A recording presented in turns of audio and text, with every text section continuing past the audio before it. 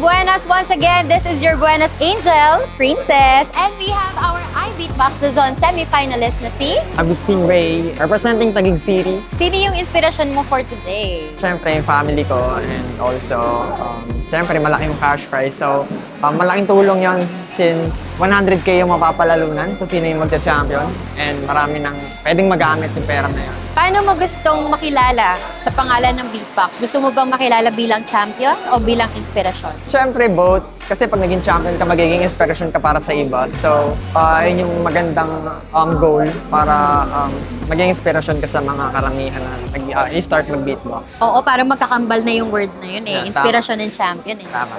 May gusto ka bang sabihin sa OG na nawala sa eksena pero malay mo nanonood sila ngayon? Oh, yan. May mga kaibigan ako doon, mga OG na naging foundation na ng beatbox. Message ko sa kanila, thank you so much sa pagbuo ng community simula nung wala pa kami. Hindi kami mabubuo kung wala kayo. So, yun.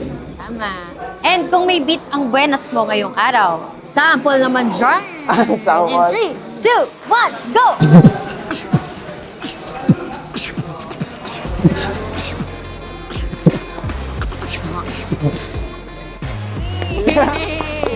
May gusto ka bang pasalamatan ngayon? Yes, salamat sa iBeatbox, lalong-lalo sa Buenas, yung main sponsor ng event.